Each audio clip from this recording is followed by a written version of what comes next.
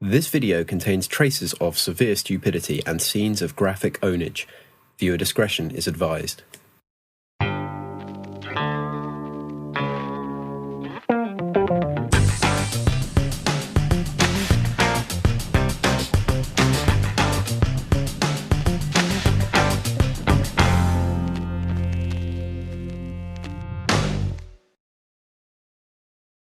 Somewhere in the vastness of the universe lies the Virgo supercluster, a very average galactic supercluster, deep inside which is a very ordinary galaxy we call the Milky Way. In a small spur of this galaxy known as the Orion Arm sits a completely standard star we call Sol, and around this star, among a myriad of planets, comets, asteroids and other objects, orbits a truly remarkable world. The Earth and the Sun have danced for eons, during which time they have birthed and nurtured life in all its diversity. You and I may feel small in the universe, but we are deeply significant. To quote the great Carl Sagan, we are made of star stuff. We are a way for the cosmos to know itself. This is what the evidence tells us. But there are some people out there who think they know better than evidence. Textbooks say, well, yes, there are magnetic reversals at the bottom of this mid-Atlantic ridge. Well, that's simply baloney, okay? There are no reversed polarity areas unless it's where rocks flipped over when the fountains of the deep broke open. That may have happened in some areas. But this is a lie, talking about magnetic reversals. I don't know where you think dishonesty is going to get you when you die, Kent, and I don't much care. What does interest me, though, is that you're willing to claim no pole reversal has ever taken place, when they are clearly documented, not just at the mid-Atlantic ridge, but many oceanic ridges and lava flows worldwide. Geomagnetic reversals do not result in rocks being toppled over either, but rather a change in the orientation of magnetic minerals within rocks that are forming. So, when molten rock reaches the top of the crust and cools, these minerals adopt one orientation. When the pole reverses, subsequent new rock contains minerals which are oppositely orientated. By corroborating evidence from all over the globe, scientists have identified that pole reversals have been happening for quite a long time, at an average interval of around 250,000 years. Evidently, life on Earth is capable of enduring these events. No, there are no magnetic reversals, only stronger and weaker magnetism. Once again, lies. It's the orientation that gives us a clue about the changing direction. See, the Earth has lost 10% of its magnetic strength in the last 150 years. It's lost 40% of its strength in the last 1,000 years. It's pretty overwhelming evidence that the Earth's magnetic field is getting weaker. What does that mean? Well, that means it used to be stronger. And if the Earth's magnetic field is getting weaker, this creates a problem, because if you go back in time about 25,000 years, the magnetic strength would have been too great for life to exist here. Guess what? It was 1 degree warmer outside yesterday. Pretty overwhelming evidence that the Earth's temperature is dropping. What does that mean? Well, it means it used to be higher. In fact, applying Hovind's logic, we can infer that it was at least 365 degrees hotter 1 year ago. Or we could just take a look at reality. See, this particular nugget of creationist crap has been floating around for over 20 years, during which time the flies from ICR and CSE have been all over it. Thomas Barnes, a creation physicist, first proposed the magnetic field decay hypothesis, which he triumphed as proof that life on Earth could not have survived more than 10,000 years ago. Unfortunately, he failed to provide any evidence for his idea. Furthermore, his speculation that the field strength is and always has been declining exponentially is totally meaningless, because we can and have actually measured the historical field strength and proved that it fluctuates. See, magnetite deposits retain information about both the orientation and strength. Useful, eh? It should also be noted that Barnes only considered the dipole component of the field when attempting to predict patterns in its decay. Whilst the dipole component has declined recently, non-dipole components, which Barnes all too conveniently dismissed as noise, have acted to make up the shortfall, such that the total field strength has actually stayed almost exactly the same. Barnes is dead now, but there are plenty of goons out there still peddling his crap. Some of them may try to overwhelm you with very technical arguments, but all you need to tell them is that Barnes's assumptions were entirely wrong, and his work never appeared in a peer-reviewed publication. It's the propagation of lies like this that have won Kent Hovind my vote in the 2008 coveted Golden Crocoduck Awards hosted by Potholer54. But if I had to nominate a runner-up, you guys would probably guess who it was, right? We also have been blessed with a tremendous amount of water. About 70% of the Earth's surface is covered by water. Water is, of course, necessary for life. It's also unusual, at least from an evolutionary perspective, because none of it should be there. That's a bold claim. But let's be scientific about this. I mean, obviously water should be here because it is. The question is, how did it come to be this way? As we saw in the last video, theory suggests Venus once had oceans of liquid water, and as we'll see in the next video, the evidence that Mars was once wet is overwhelming. According to our understanding, liquid water on Mercury's surface is a scientific impossibility, even though its exosphere actually contains very large quantities of water vapour.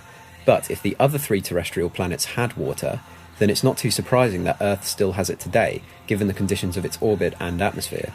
Water is abundant throughout the solar system, and indeed the galaxy, and why not? After all, hydrogen and oxygen are respectively the first and third most common elements in the universe. Scientists suggest that newly forming stars provide the required energy to nebulae around them for water to form, and this is consistent with observations of stellar nurseries in the Orion Nebula. So where did it come from? Well, we didn't used to have it, but after everything was formed, comets and other materials that had water came in and hit us. Does anyone else not get that joke? I mean, it's a pretty weak effort at discrediting what is actually a very good hypothesis, although not strictly with comets. See, evidence actually suggests that water-rich asteroids were the likely candidate for delivering large quantities of water to the inner solar system. And there are plenty of other mechanisms for topping up Earth's oceans over time, such as water being a byproduct of reactions in early prokaryotic bacteria, and the release of vapour from the planet's interior. Now the moon is much smaller than the sun. It's only 1/400th the size of our sun. However, by an amazing coincidence, the sun is 400 times further away from us than the moon is. Yes, it is an amazing coincidence. He's not seriously going to use this one, is he? As a result, the apparent size of the moon and the sun are exactly the same as viewed from the Earth. Well, it's extremely rare that an eclipse will occur when the moon and the sun are exactly the same apparent size. See, both the Earth and the moon are in elliptical orbits, and the apparent size of the sun and the moon oscillate as a result of this. In general, as we go into the future, the moon will apparently shrink as it recedes from the Earth, and the sun will actually grow, literally. Now, there was an article written a while back trying to calculate the chances of this happening just by random coincidence, and, it's ridiculous.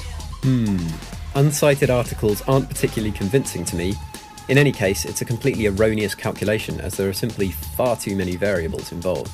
Now, the best way to assess the probability of getting solar eclipses, at least locally, would be to look at other planets and moons in the solar system. Nothing else in the solar system even comes close to the system we have with the Earth, the moon, and the sun, the way it's all positioned. Really? Nothing else in the solar system?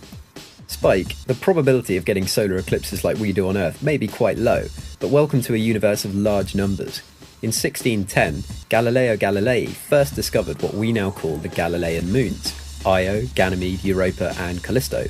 All 4 of these giant satellites produce total solar eclipses on Jupiter, as does the much smaller but also much closer Amalthea. Eclipses on Jupiter are pretty frequent too.